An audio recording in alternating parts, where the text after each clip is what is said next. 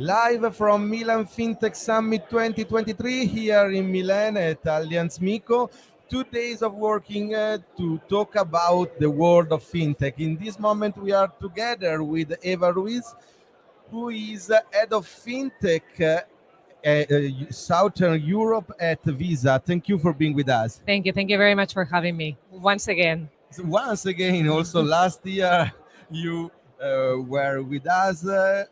This year the event is bigger, and you moderate today also a panel about the program to create collaboration. But before talking about this, we want to ask you, according to you as Visa, as an incumbent, what does it mean to create collaboration with the new reality, startup of fintech, challengers? So what does it mean this for you?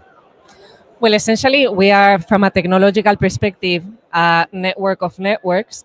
But I think that concept, when we take it to enabling relationships and enabling interactions, we are privileged to be placed in an industry in which we have huge amount of clients and partners that work with us.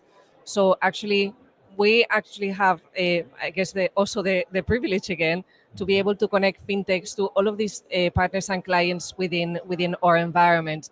So I think we have found an opportunity to enable this type of collaboration, to connect larger players with very innovative capabilities that are led by these startups that are entering into the payments ecosystem. And it's been a really amazing journey. And how a company like yours interprets this kind of new way of doing business and helping economy to grow? I think it's actually a bit of a natural evolution even for the fintech ecosystem, because when it was originally born, it was led by players that had B2C models that were, trying to compete with the larger players to take part of their share and their clients. And it was a little bit, that's how the whole wave of fintech started. But the reality is that a lot of these fintechs have realized that their capabilities can be repositioned from a B2B perspective, and they can be made available to larger players. So basically joining forces, because larger players have large bases of clients, they have the distribution channels. So essentially, fintech, I think, has repositioned itself. And also the larger players have realized that working with fintech shortens their go-to-market for truly innovative capabilities, to make their payments faster, to make them smoother.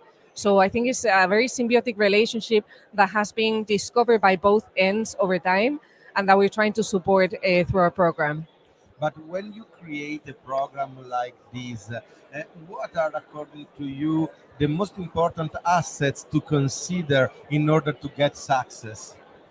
So I think when in this innovation program, basically what we're trying to identify is not necessarily the best fintech, but the fintech that has the greatest potential for collaboration. So basically for this, we need to have corporate partners and banking institutions with curiosity to explore their capabilities, but we also need fintechs that have solutions that are ready for commercialization, that have potential to scale, and that already have some level of proven success.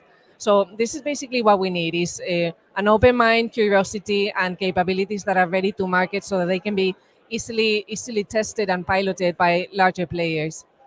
And according to you, looking to the future, there are some advices to give to companies or to traditional finance in order to improve this collaboration with the new startups, the new companies of fintech.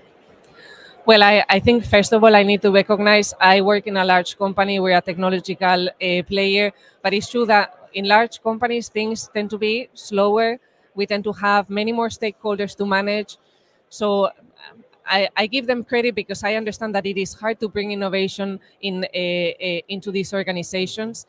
I think they're on the right direction. I think there needs to be more potentially education on how important it is to observe, scout, and incorporate innovative capabilities, because it's not really toy projects, but really they can actually make the difference in terms of keeping their clients and growing additional clients for their businesses. So I think it's just taking innovation very, very seriously, like many of the players and the incumbents are doing, and really making this a priority within their agendas.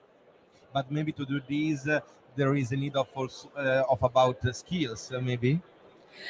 Definitely is related to skills, but I think also is related to curiosity, and is related to increasing the tolerance for, let's say, measurable risk taking. So there has to be some level of risk taking, and people need to be empowered and given ownership to drive this innovation agenda within the larger organizations. And I have also seen that it all works out much better when you bring people from different functions into innovation projects, because then you're really making everybody's business. It cannot be just to the innovation teams, but the innovation teams can really leverage from being able to onboard team members from other functions as well.